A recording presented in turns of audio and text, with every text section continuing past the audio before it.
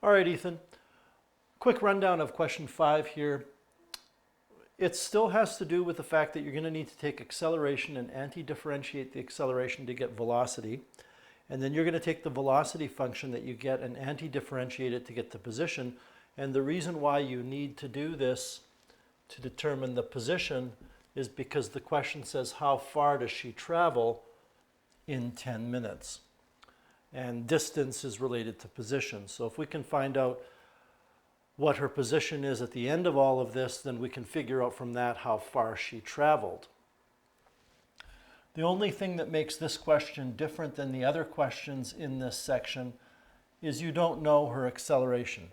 Her acceleration is not negative 9.8 meters per second squared because she's not tumbling through the air towards the surface of the earth.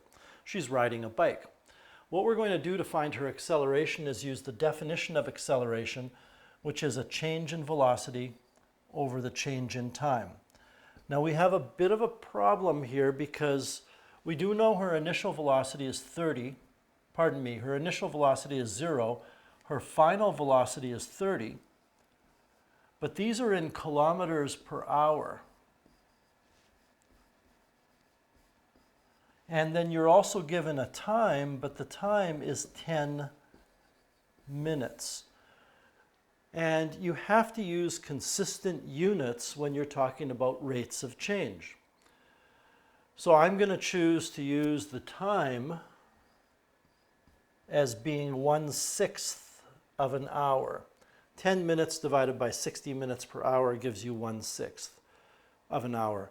We could convert everything to meters and meters per second and seconds and all of that, but I think that gets messy. So I'm going to calculate Margaret's acceleration. I'm going to take her change in velocity, which is 30 kilometers per hour, over the time it takes her, which is 1/6 of an hour. And when we take 30 and multiply by the reciprocal of a sixth, we get her acceleration as 180. So her acceleration is 180, and the units are kilometers per hour squared. Instead of meters per second squared, they're going to be kilometers per hour squared. Now what we can do is we can use that to find her velocity function. I'm going to ignore the units here.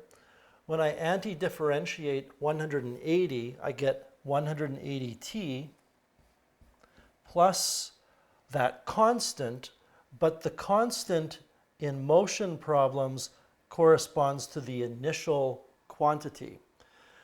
In other words, since she starts from rest, we can put VI equals 0 here. And now we have our velocity function is 180t. Now we can worry about finding our position function by anti-differentiating the velocity function, and we will get 90t squared, because the derivative of 90t squared would give you 180t, plus a constant. Now, the constant here is her initial position. But since we're asked to determine how far she travels, I'm thinking that we should just make this number 0, and then s becomes, as well as position, s also becomes, and then s becomes, as well as position, it becomes how far the person traveled. So what we end up with is how far she travels is 90t squared. And now what we can do is put in the time, which was 1/6 of an hour, and square that. And that's going to give us how far Margaret travels in that 10 minutes, which is 1/6 of an hour. It will give our answer in kilometers because I chose to use kilometers and kilometers per hour and hours. So 90, well, divided by 6 squared. I have to square that 1/6, so I'm going to multiply by 1/6 squared, which is the same as dividing by 6 squared, and we get 2.5. So the distance that Margaret travels is 2.5 kilometers. I hope that helped, Ethan. We'll talk to you later.